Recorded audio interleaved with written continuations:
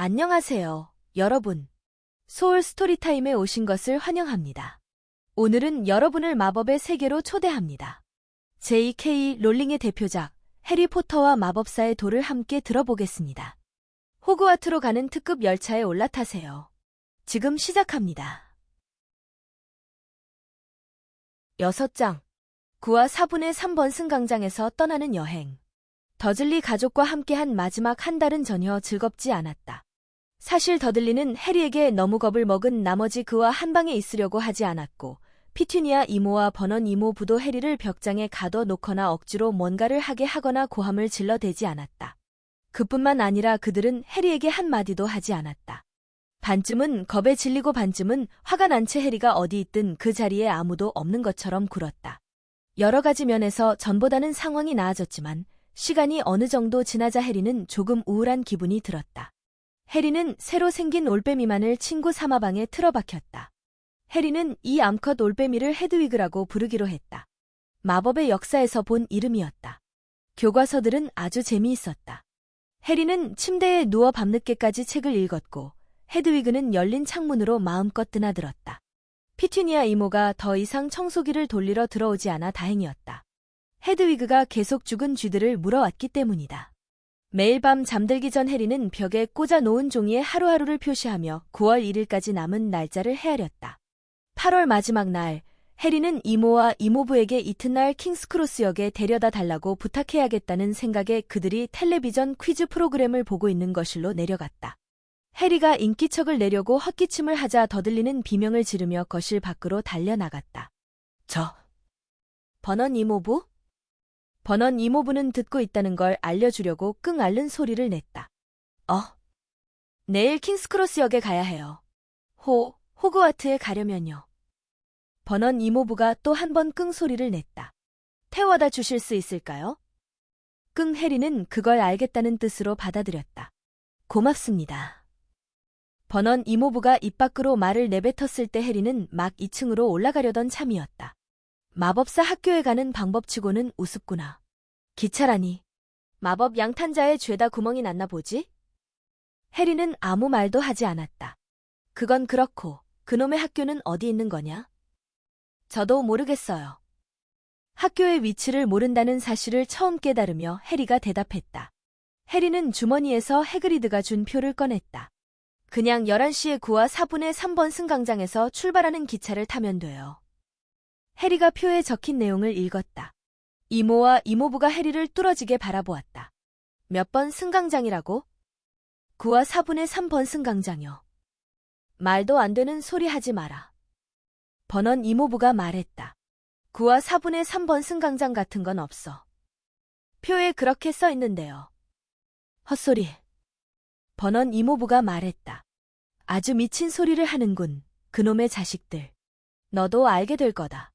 어디 두고 봐 좋아. 킹스크로스역에 데려다 주마. 어쨌든 우리도 내일 런던에 갈 거니까.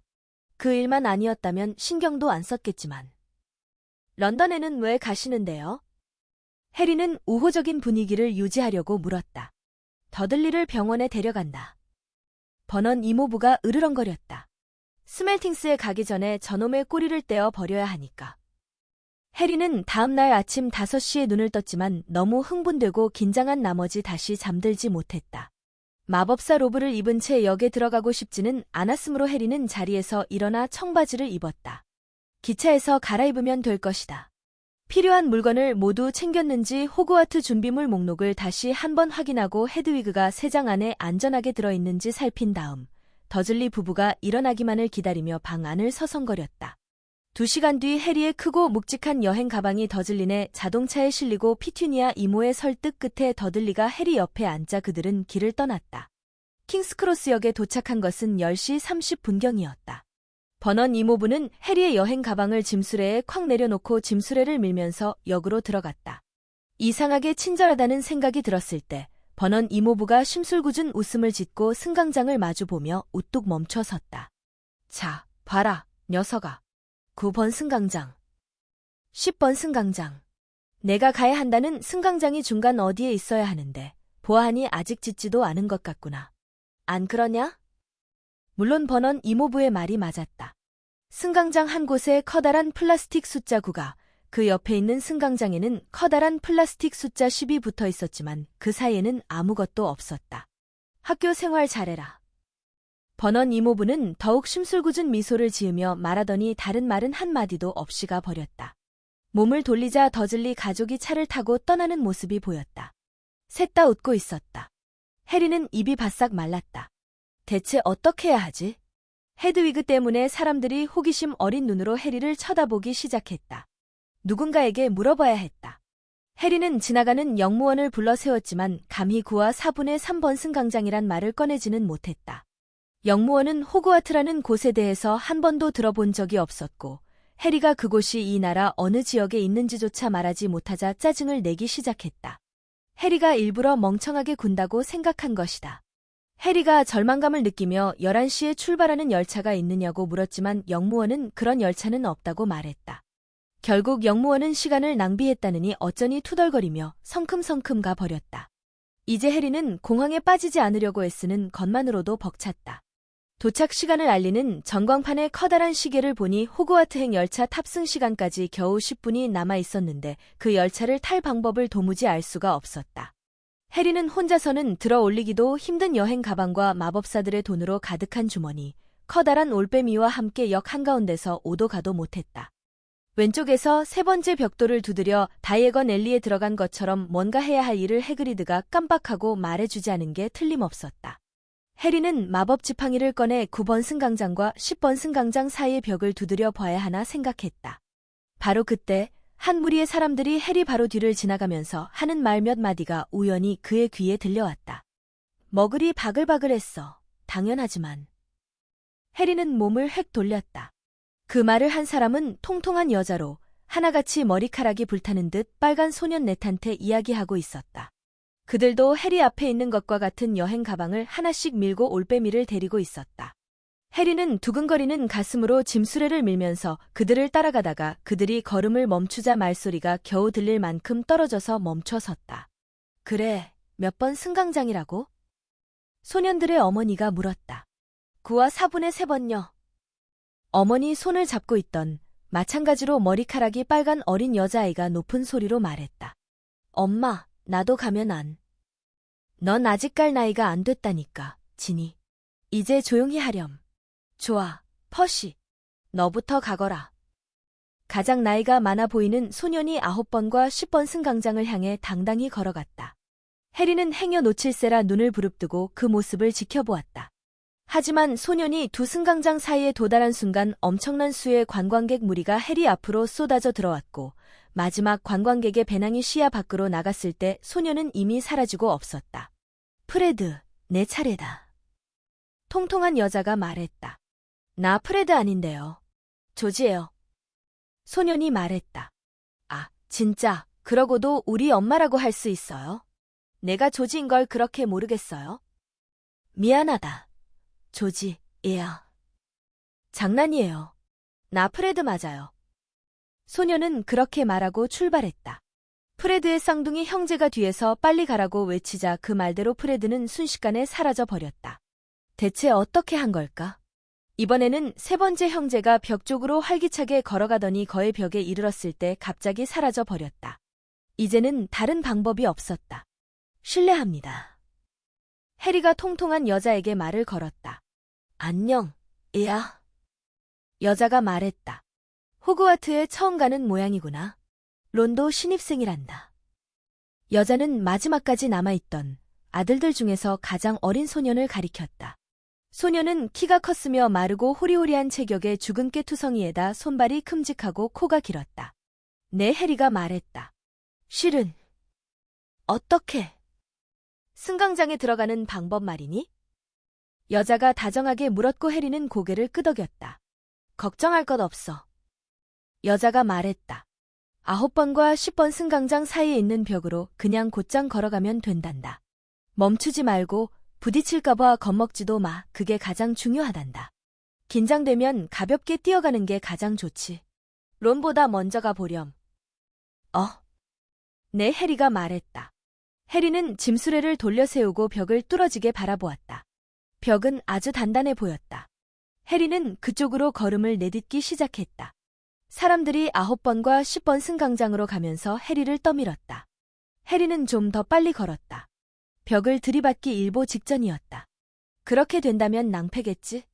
그는 짐수레의 몸을 기댄 채 무게를 실어 달리기 시작했다. 벽이 점점 더 가까이 다가왔다. 멈출 수 없을 것 같았다. 짐수레가 통제를 벗어났다. 이제 30cm도 채 떨어지지 않은 곳까지 와 있었다.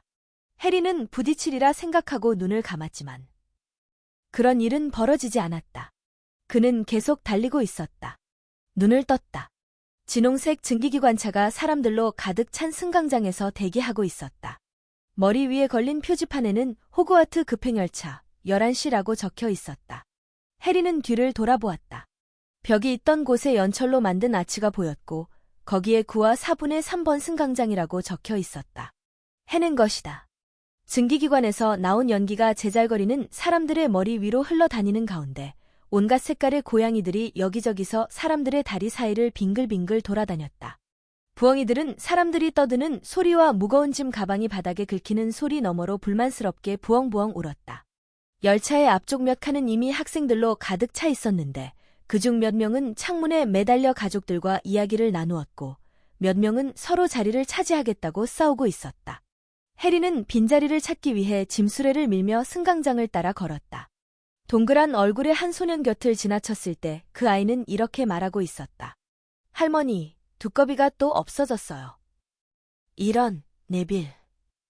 나이든 여성이 한숨 쉬는 소리가 들렸다. 레게 머리를 한 어느 소년이 몇몇 사람에게 둘러싸여 있었다. 어디 한번 보여줘, 리자, 어서. 소년이 품에 안고 있던 상자의 뚜껑을 들어 올리자 안에서 뭔가 긴 털투성이 다리가 튀어나왔다. 주위에 있던 사람들이 새된 소리로 비명을 내뱉고 함성을 질렀다. 해리는 인파를 헤치고 계속 나아가다가 열차 거의 끝에 있는 빈 객실을 발견했다. 해리는 헤드위그를 먼저 안에 집어넣은 다음 열차 출입문 쪽으로 가방을 떠밀기 시작했다. 계단 위로 밀어 올리려고 애썼지만 한쪽 끝도 들기 힘들었고 2번이나 짐을 떨어뜨리는 바람에 발을 아프게 찍고 말았다. 도와줄까? 승강장에서 해리가 따라 들어갔던 빨간 머리 쌍둥이 중 한 명이었다. 응, 부탁해. 해리가 숨을 헐떡였다. 야, 프레드. 이리 와서 좀 도와줘. 해리는 쌍둥이 형제의 도움을 받아 마침내 객실 구석으로 짐을 밀어 넣었다. 고마워. 해리가 땀 때문에 달라붙은 머리카락을 눈가에서 쓸어내며 말했다. 그게 뭐야? 갑자기 쌍둥이 중 한 명이 해리의 번개 모양 흉터를 가리키며 물었다. 와, 다른 쌍둥이가 말했다. 그럼 내가. 걔잖아. 첫 번째 쌍둥이가 말했다. 맞지? 그가 덧붙였다. 뭐가? 해리가 물었다. 해리포터. 쌍둥이가 합창했다. 아, 걔. 해리가 말했다. 그러니까, 응, 맞아. 두 소년이 얼빠진 표정으로 바라보자 해리는 얼굴이 붉어지는 것을 느꼈다. 그때 다행스럽게도 열린 열차 문으로 어떤 목소리가 날아들어왔다. 프레드? 조지? 거기 있니? 가요, 엄마. 쌍둥이는 마지막으로 해리를 한 번 보더니 열차에서 뛰어내렸다. 해리는 창가에 자리를 잡았다. 거기서라면 몸을 반쯤 감추고 승강장에 있는 빨간 머리 가족을 지켜보며 그들이 하는 말을 들을 수 있었다. 형제의 어머니는 방금 손수건을 꺼내든 참이었다. 론, 코에 뭐 묻었다. 가장 어린 소년이 몸부림을 치며 빠져나가려 했지만 그녀는 소년을 붙잡고 코끝을 문지르기 시작했다. 엄마. 좀 놔봐요. 아이는 몸을 비틀어 풀려났다. 이런, 우리 귀염둥이 론이 콧망울에 뭐가 묻었어요. 쌍둥이 중 한 명이 말했다. 닥쳐. 론이 말했다. 퍼시는? 형제의 어머니가 물었다. 저기 오고 있어요. 그들 중 가장 나이 많은 소년이 해리의 시선이 닿는 곳으로 성큼성큼 걸어왔다. 그는 이미 바람에 나부끼는 검은색 호그와트 로브를 입고 있었다. 해리는 소년의 가슴에서 프리펙트, 반장 옮기니 라는 글자가 새겨진 배지가 빨간색과 황금색으로 반짝이는 것을 보았다. 올해는 못 있어요, 어머니. 소년이 말했다. 제 자리는 맨 앞이라서요. 반장 전용으로 객실이 2칸 배정되어서. 아, 언제 반장이 되셨사옵니까? 퍼시 형님? 쌍둥이 중 한 명이 굉장히 놀라는 척하며 말했다. 귀띔이라도 해주지. 우리는 전혀 몰랐네. 잠깐, 난 형이 뭐라고 말했던 게 기억나는 것 같은데. 다른 쌍둥이가 말했다. 한 번인가? 두 번이었던가?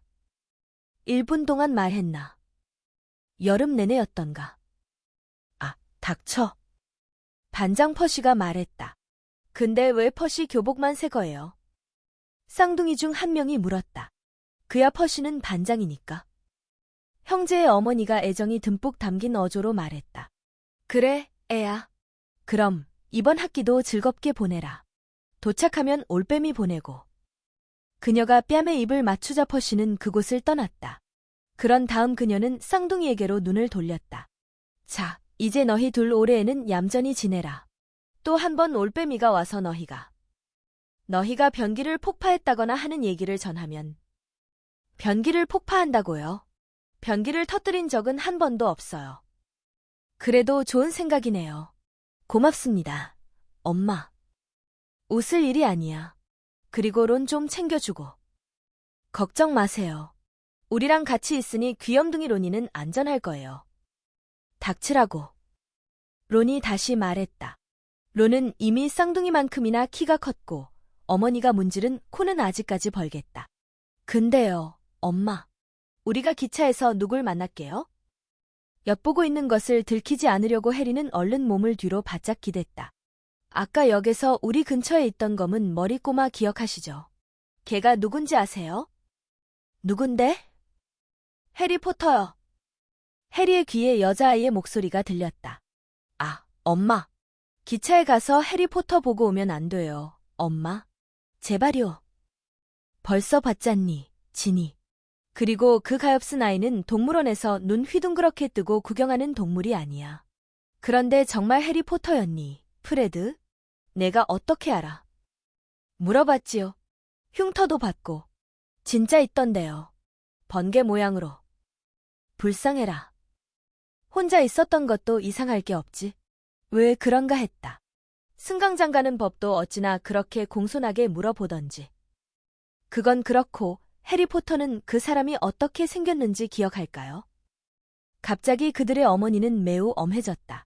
분명히 말하는데 걔한테 물어볼 생각은 절대 하지 마라, 프레드. 절대 꿈도 꾸지 마. 새 학기 첫날에 그런 걸 떠올려서야 되겠니? 알겠어요. 불이라도 뿜으시겠네. 경적 소리가 울렸다. 서둘러라. 형제의 어머니가 말했고 세 소녀는 열차에 올랐다. 그들은 창문 밖으로 몸을 내밀어 어머니가 작별의 입맞춤을 하게 해주었다. 여동생이 울기 시작했다. 울지 마, 지니. 올빼미 엄청 보내줄게.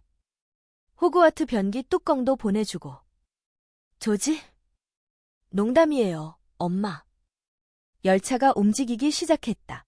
형제의 어머니가 손을 흔드는 모습이며 그들의 여동생이 반쯤은 웃고 반쯤은 울면서 열차를 따라 뛰는 모습이 해리의 눈에 들어왔다. 그러다가 열차가 더 속력을 내자 아이는 뒤처져서 손을 흔들었다. 해리는 열차가 모퉁이를 돌면서 여자아이와 그 애의 어머니가 사라지는 모습을 지켜보았다. 집들이 창밖을 휙휙 지나갔다. 흥분으로 가슴이 두근거렸다. 앞으로 무슨 일을 겪게 될지는 모르지만 어쨌든 뒤에 남겨두고 온 지금까지의 삶보다는 나을 게 틀림없었다. 객실 문이 스르르 열리더니 빨간 머리 형제 중 가장 어린 소년이 들어왔다. 여기 누구 앉는 애 있어? 아이가 해리의 맞은편 자리를 가리키며 물었다. 딴 데는 다 찼길래. 해리는 고개를 저었고 아이는 자리에 앉았다. 아이는 해리를 곁눈질하다가 안 그런 척 재빨리 창밖을 내다보았다. 코에는 여전히 검은 얼룩이 묻어 있었다. 야, 론. 쌍둥이들이 다시 왔다. 들어봐, 우린 열차 가운데 칸으로 갈 거야. 리 조던이 엄청나게 큰 거미를 갖고 있다더라. 그러셔. 론이 웅얼거렸다. 해리. 다른 쌍둥이가 말했다. 우리가 자기소개를 했던가. 프레드 위즐리, 조지 위즐리야. 얘는 동생 론이고. 그럼 나중에 보자. 잘 가. 해리와 론이 말했다. 쌍둥이는 객실 문을 닫고 나갔다. 너 진짜 해리포터야? 론이 못 참고 입을 열었다. 해리는 고개를 끄덕였다. 아. 그냥 나는 프레드랑 조지가 또 장난치는 줄 알았거든. 론이 말했다. 그럼 너 진짜로. 그거 있잖아. 론이 해리의 이마를 가리켰다.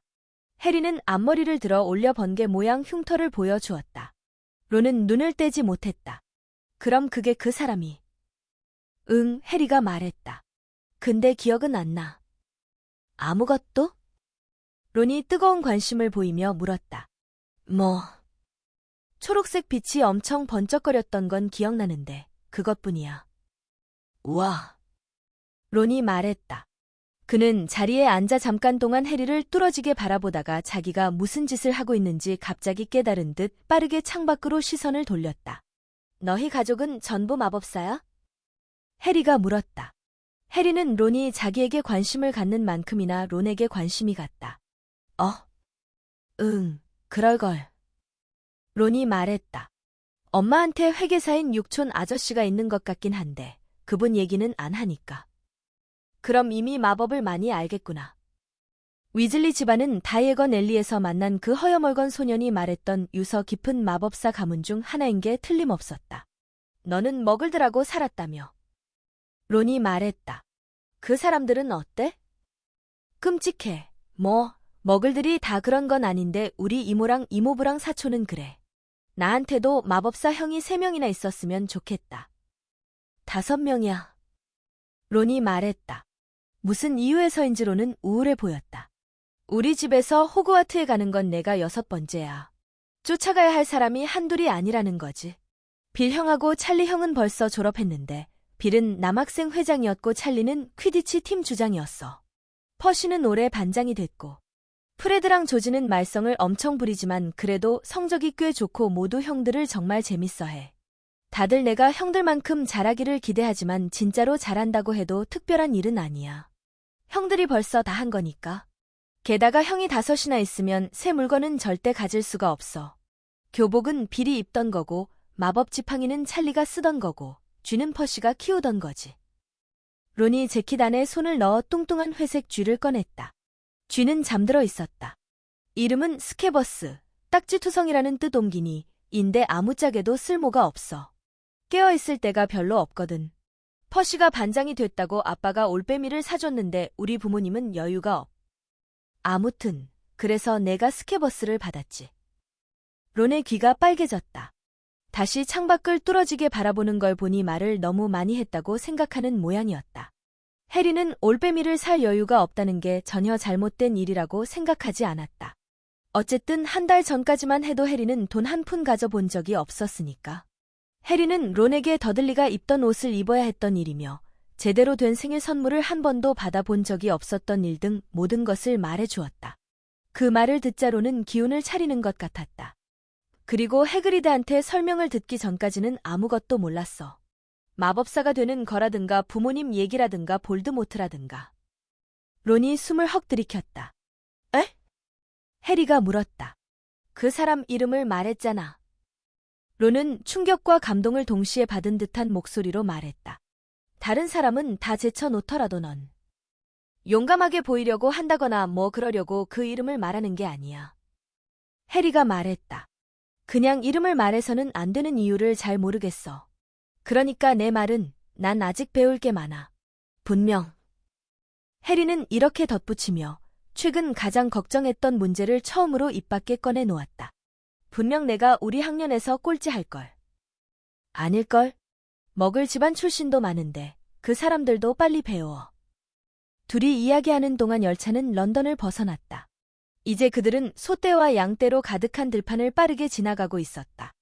해리와 론은 들판과 오솔길이 휙휙 지나가는 모습을 한동안 말없이 바라보았다. 12시 30분 즈음에는 객실 밖 통로에서 크게 딸그랑거리는 소리가 나더니 얼굴에 보조개가 팬 여자가 미소 지으며 문을 열고 말했다. 간식 수레란다. 뭐 좀 먹을래, 얘들아? 아침을 조금도 먹지 않은 해리는 자리에서 벌떡 일어났지만 론은 또다시 귀가 빨개져서는 집에서 샌드위치를 가져왔다고 말했다. 해리는 통로로 나갔다. 더즐리네와 함께 살 때는 군것질할 돈을 한 푼도 가져본 적이 없었지만 주머니가 금화와 은화로 짤랑거리는 지금 해리는 들고 갈 수 있는 만큼 얼마든지 초코바를 살 준비가 되어 있었다. 그러나 초코바는 없었다. 간식 수레에서는 버티보트의 모든 맛이 나는 강낭콩 젤리와 드루블에 엄청 잘 부러지는 풍선껌, 개구리 초콜릿, 호박파이, 솥단지 케이크, 감초 마법 지팡이를 비롯해 해리가 살면서 한 번도 본 적이 없는 온갖 희한한 것들을 팔았다. 아무것도 놓치고 싶지 않았기에 해리는 이것저것 모두 조금씩 산 다음 은화 11시클과 청동 동전 칠크넛을 냈다. 론은 해리가 산 것을 모두 들고 자리로 돌아와 빈 좌석에 쏟아놓는 모습을 뚫어지게 바라보았다. 너 배고프구나? 굶어 죽을 것 같아. 해리가 그렇게 말하며 호박파이를 한 입 크게 베어 물었다. 론은 울퉁불퉁한 꾸러미를 꺼내 포장을 풀었다. 샌드위치 4개가 들어있었다. 론이 그중 하나를 꺼내 들고 말했다. 콘드비프, 소금, 향신료 따위를 넣어서 절인 쇠고기 옮기니 싫다니깐 엄만 꼭 이래. 이거 하나랑 바꾸자. 해리가 호박파이를 들어 올리며 말했다. 먹어? 내 건 진짜 별론데. 다 말랐거든. 론이 말했다. 엄마가 시간이 별로 없어서. 론이 재빨리 덧붙였다. 알잖아. 우리는 5명이나 되니까. 괜찮아. 파이 먹어. 해리가 말했다. 예전에는 나눠 먹을 것도 없었고 실은 나눠 먹을 사람도 없었다. 론과 마주 앉아서 파이와 케이크를 먹어 치우자니 기분이 좋았다. 샌드위치는 까맣게 잊혔다. 이건 뭐야? 해리가 개구리 초콜릿 한 상자를 들어 보이며 론에게 물었다. 진짜 개구리는 아니지? 해리는 이제 무엇이 튀어나오더라도 놀라지 않을 것 같았다. 응, 론이 말했다. 근데 카드는 한번 확인해봐. 나는 아그리파가 없어서. 뭐? 아, 넌 모르겠구나. 개구리 초콜릿에는 카드가 들어있어. 그러니까 수집용으로 말이야. 유명한 마법사들이 그려져 있어. 나는 500장 정도 모았는데 아그리파랑 프톨레마이오스가 없거든. 해리는 개구리 초콜릿 포장을 뜯은 뒤 카드를 집어들었다. 한 남자의 얼굴이 보였다. 반달 모양 안경을 쓰고 길고 구부러진 코에 은빛 머리카락과 턱수염, 콧수염을 늘어뜨리고 있는 인물이었다. 사진 아랫부분에 알버스 덤블도어라는 이름이 적혀 있었다. 아, 이분이 덤블도어구나. 해리가 말했다. 설마 덤블도어에 대해서도 들어본 적 없는 건 아니겠지. 론이 말했다. 나도 하나만 주지 않을래? 아그리파가 나올 수도 있으니까. 고마워. 해리는 자기 카드를 뒤집어 읽어보았다. 알버스 덤블도어, 현 호그와트 교장. 현대의 가장 위대한 마법사라고 평가받는 덤블도어 교수는 1945년 어둠의 마법사 그린델왈드를 물리치고 용의 피를 사용하는 12가지 방법을 발견했으며 동료인 니콜라 플라멜과 연금술 연구를 함께한 것으로 특히 유명하다. 덤블도어 교수는 실내 음악과 볼링을 즐긴다. 해리는 카드를 다시 뒤집어 봤다. 놀랍게도 덤블도어의 얼굴이 사라지고 없었다. 없어졌어. 뭐, 하루 종일 거기에 있을 수는 없지. 론이 말했다. 다시 올 거야. 이럴 수가, 또 뭐가 나야. 6장이나 있는데. 너 가질래? 너도 모으면 되잖아. 론의 눈이 포장을 뜯지 않은 채 남아있는 개구리 초콜릿 더미로 향했다. 마음껏 먹어. 해리가 말했다. 근데 있잖아, 먹을 세계에서는 사람들이 그냥 사진 안에 가만히 있어. 그래? 뭐, 아예 움직이지도 않는다는 거야? 론은 꽤 놀란 것 같았다. 진짜 이상하다. 해리는 덤블도어가 옆걸음질 하듯 카드로 다시 들어와 살짝 미소 짓는 모습을 빤히 바라보았다. 론은 유명 마법사 카드보다는 개구리를 먹어치우는데 더 관심을 보였지만 해리는 카드에서 눈을 뗄 수가 없었다.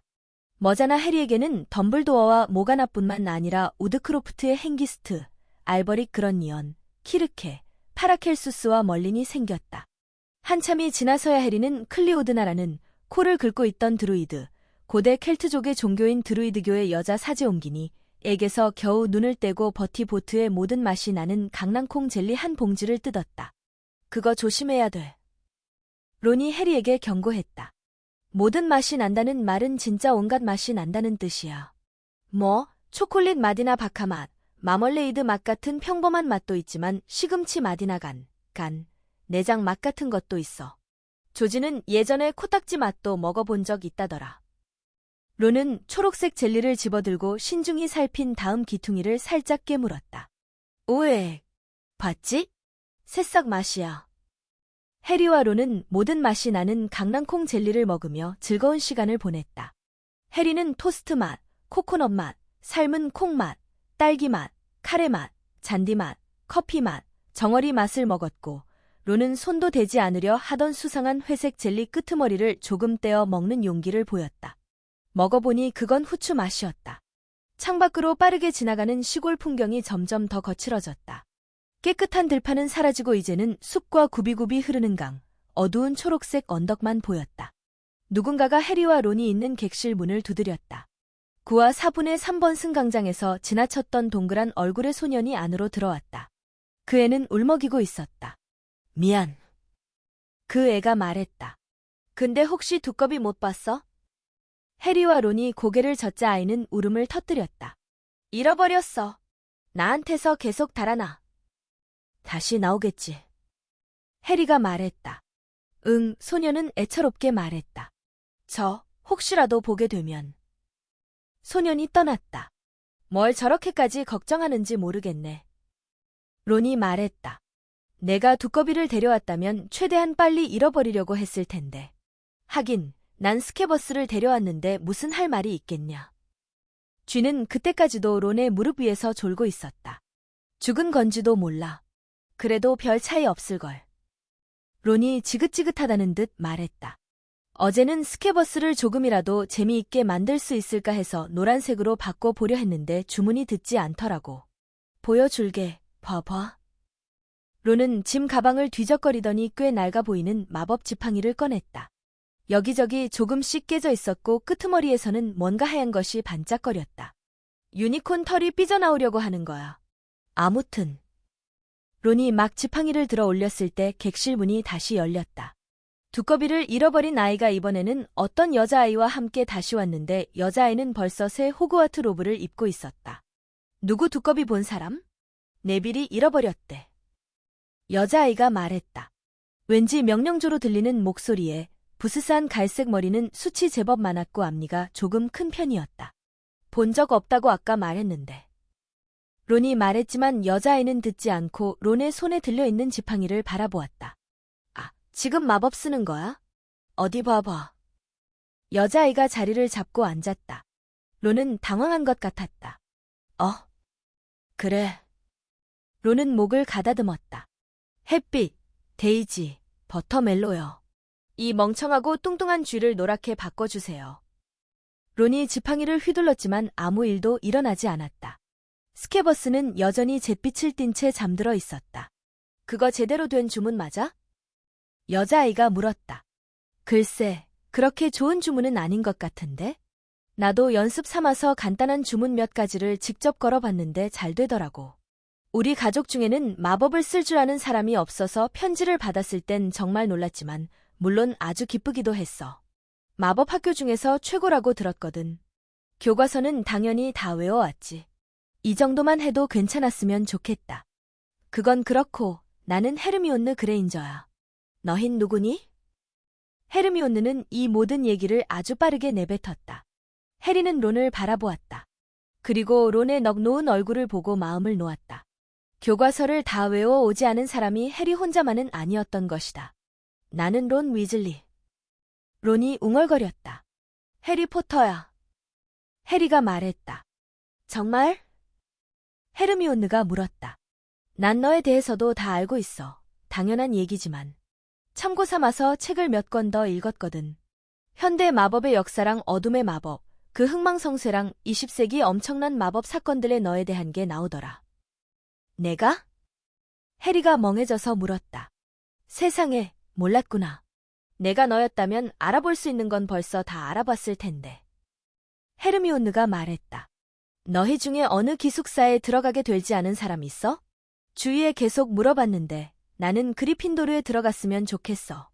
듣자니까 거기가 최고더라고. 덤블도어도 그리핀도르였다고 하고. 근데 레번클로도 그렇게 나쁘지는 않을 거야. 어쨌든 이제 가서 네빌의 두꺼비나 찾아봐야겠다. 너희 둘 다 옷을 갈아입는 게 좋을걸. 조금 있으면 도착할 테니까. 그리고 헤르미온느는 두꺼비를 잃어버린 소년을 데리고 떠났다. 내가 어느 기숙사에 들어갈지는 모르겠지만 쟤는 거기에 없었으면 좋겠다. 론이 말했다. 론은 지팡이를 다시 가방에 던져 넣었다. 멍청한 주문 같으니. 조지가 가르쳐 준 건데 처음부터 엉터리라는 걸 알고 있었을 거야. 너희 형들은 어느 기숙사야? 해리가 물었다. 그리핀도르. 론이 말했다. 우울한 기운이 다시 론을 덮치는 것 같았다. 엄마랑 아빠도 그리핀도르였어. 내가 다른 데로 가게 되면 다들 뭐라고 할지 모르겠다. 레번클로도 그렇게 나쁘진 않을 것 같지만 슬리데린에라도 들어가 봐. 거기가 볼. 아니, 그 사람이 있었던 기숙사지? 응, 론은 침울한 표정을 지으며 다시 좌석에 털썩 기댔다. 저기, 스케버스 수염 끄트머리 색깔이 조금 밝아진 것 같아. 해리는 론이 기숙사 생각을 잊게 해주려고 그렇게 말했다. 근데 너희 큰형들은 졸업하고 지금 뭐해? 해리는 학교를 졸업한 다음 마법사가 무슨 일을 하게 되는지 궁금했다. 찰리는 루마니아에서 용을 연구하고 빌은 아프리카에서 그린고츠 일을 하고 있어. 론이 말했다. 근데 그린고츠 얘기 들었어? 예언자일보에 온통 그 얘기뿐이더라. 하긴 먹을들하고 지내면 그런 얘기 못 듣겠구나. 누가 1급 보안 금고를 털려고 했대. 해리가 론을 뚫어지게 바라보았다. 진짜야? 그래서 어떻게 됐어? 아무 일도 없었어. 그래서 빅뉴스가 된 거야. 범인이 잡히지 않았거든. 아빠는 그린고츠를 뚫은 걸 보면 강력한 어둠의 마법사가 틀림없다고 하지만 없어진 건 아무것도 없는 것 같대. 그게 더 이상하잖아. 당연히 이런 일이 일어날 때마다 그 사람이 배후에 있을까봐 다들 겁을 먹어. 해리는 이 얘기에 대해 곰곰이 생각해 보았다. 이제는 해리도 그 사람 얘기가 나올 때마다 오싹한 공포가 느껴지기 시작했다. 이 모든 게 마법사들의 세계로 들어가는 과정이라는 생각이 들었지만 아무 거리낌 없이 볼드모트라고 말할 때가 훨씬 편했다. 너는 퀴디치 어느 팀 좋아해? 아는 팀이 없어. 해리가 고백했다. 뭐라고? 론은 놀라서 말문이 막힌 듯했다. 이런. 퀴디치만큼 재미있는 스포츠가 어디 있다고. 그는 4개의 공과 7명의 선수가 맞는 포지션에 대해 설명하고 형들과 함께 보러 갔던 유명한 경기며 돈이 있으면 갖고 싶은 빗자루에 대해 이야기했다.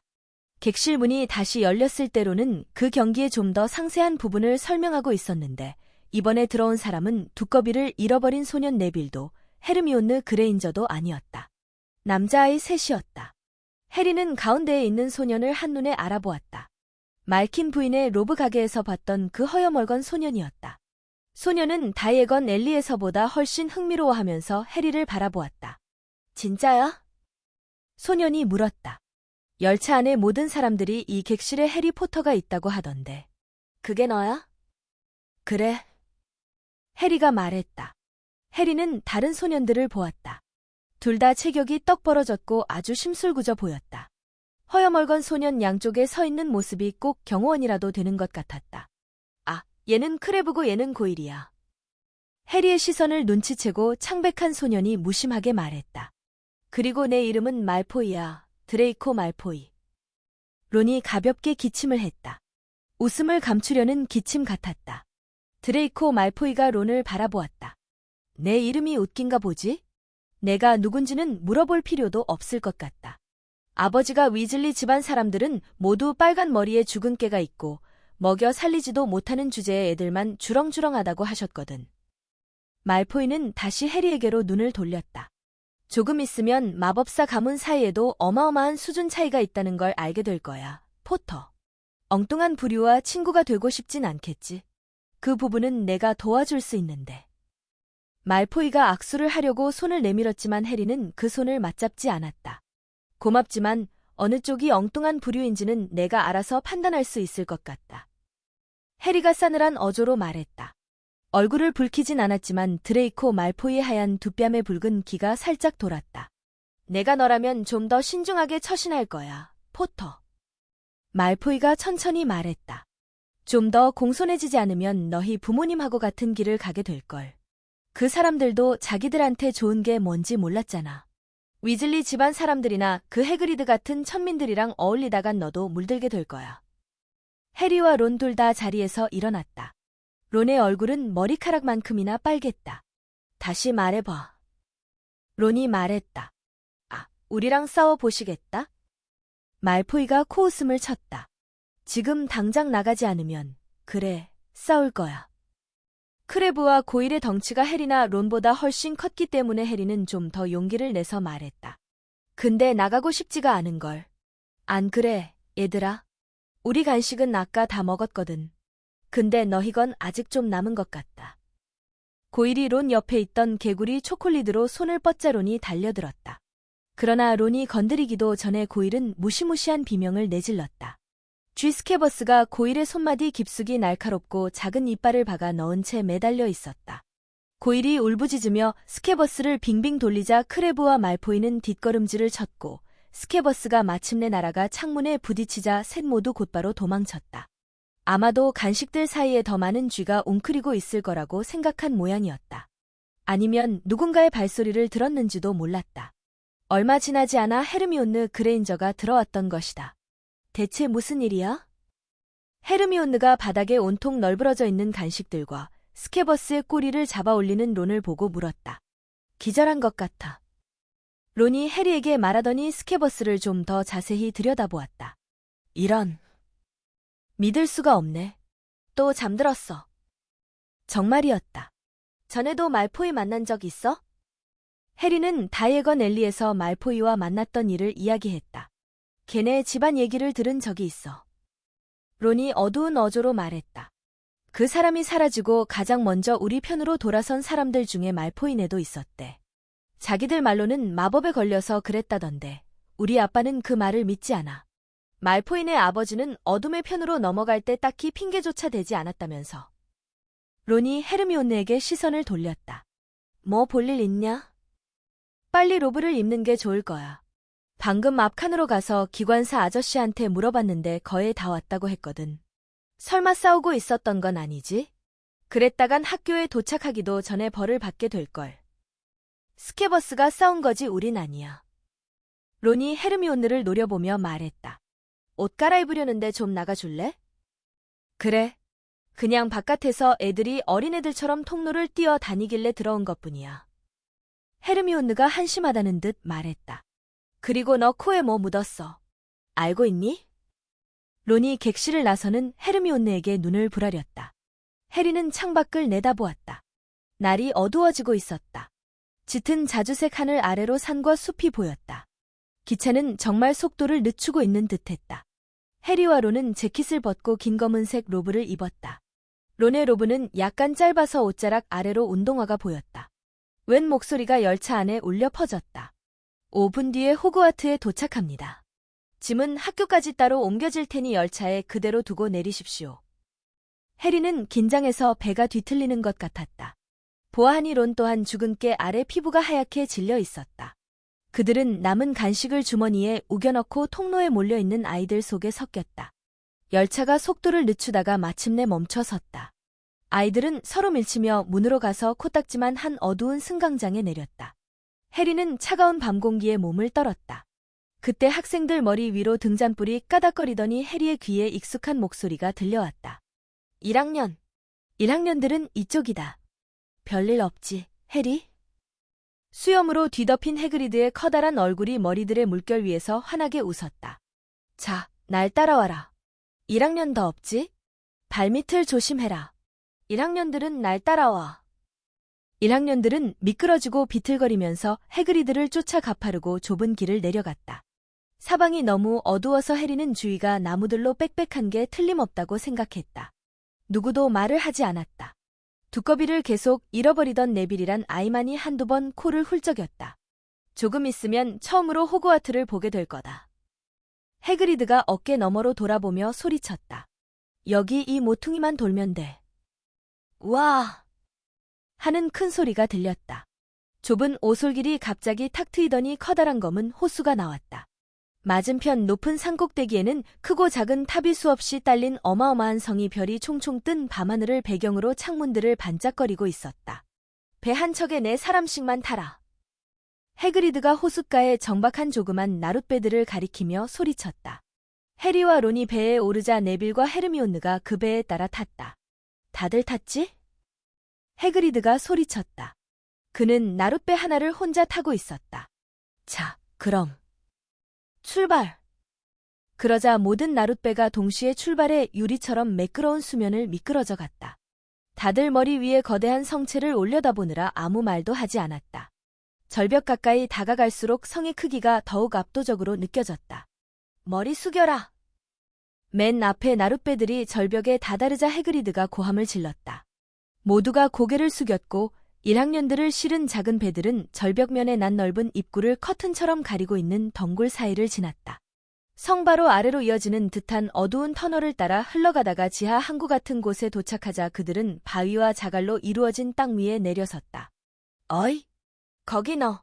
이거 내 두꺼비냐? 아이들이 내리는 동안 나룻배를 확인하던 해그리드가 말했다. 트레버. 네빌이 더없이 행복한 듯 소리치며 손을 뻗었다.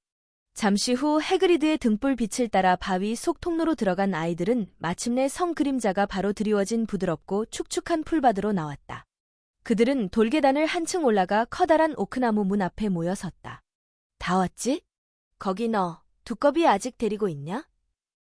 해그리드가 커다란 주먹을 들어 성문을 3번 두드렸다. 자, 여러분. 오늘은 J.K. 롤링의 해리포터와 마법사의 돌 6장까지 함께 들으셨습니다. 해리의 모험이 점점 흥미진진해지고 있네요. 다음 챕터에서는 어떤 일이 펼쳐질까요? 궁금하시다면 다음 이야기에서 만나요. 편안한 밤 되세요. 안녕.